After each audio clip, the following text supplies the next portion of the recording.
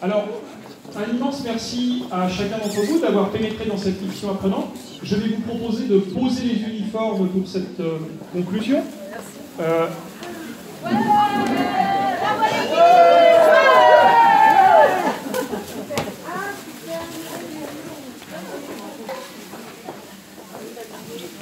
Cette fiction apprenante a été inspirée par un de nos partenaires, Oconi, et co-construite avec le CNFPT de nombreuses collectivités.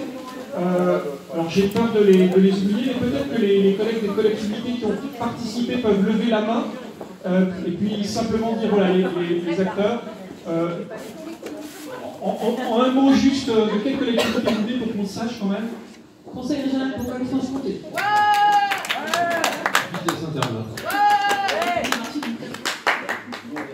Petite île de la Réunion. Bravo. CNFPT, direction de l'information. Valence, département de la Drôme. Commune des Saint-Canards, en Provence. CNFPT, Grande Couronne. Conseil départemental de la Haute-Vienne. Villiers dans le Val-d'Oise. CNFPT, délégation Centre-Loire. J'espère que la personne. Non. Alors, on va les remercier.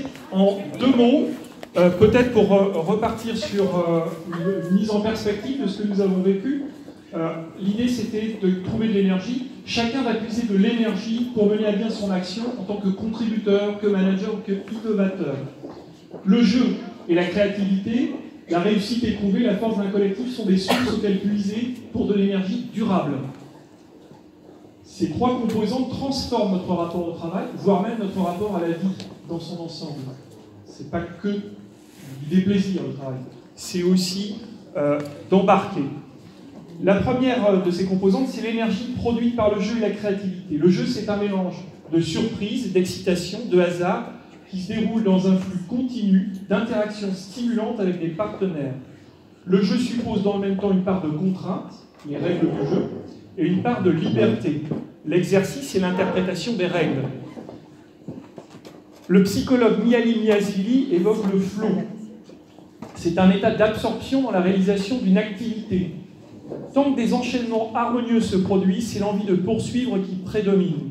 Personne ne compte son temps, car l'envie d'aller au bout est la plus forte. La créativité, l'occupation pleine et entière de l'espace du jeu sont des énergies humaines continuellement renouvelables. Mettez une part de jeu et de plaisir dans votre action. La deuxième composante, c'est l'énergie de la réussite. À chaque fois qu'un succès est engrangé, deux boucles vertueuses sont déclenchées. La première est propre à la chimie du cerveau.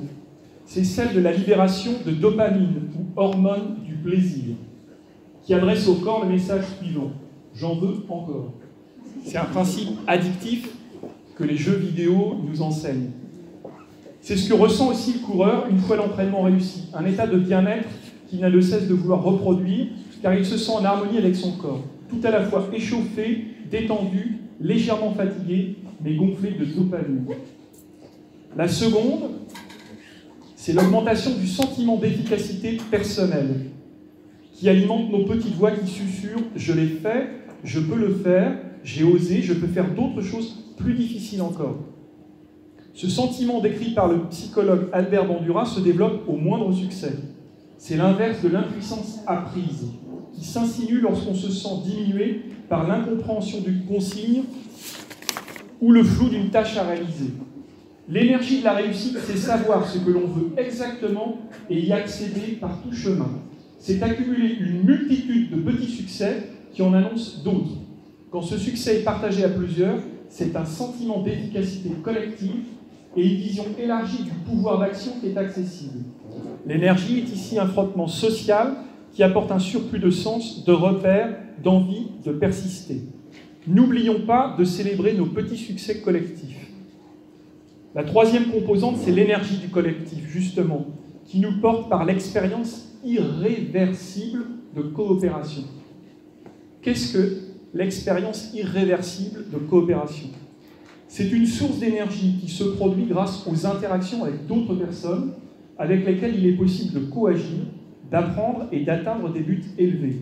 Cette expérience, c'est encore l'énergie puisée dans un processus de décision fluide, agréable, quand chacun voit sa juste place reconnue et que son savoir est pris en considération.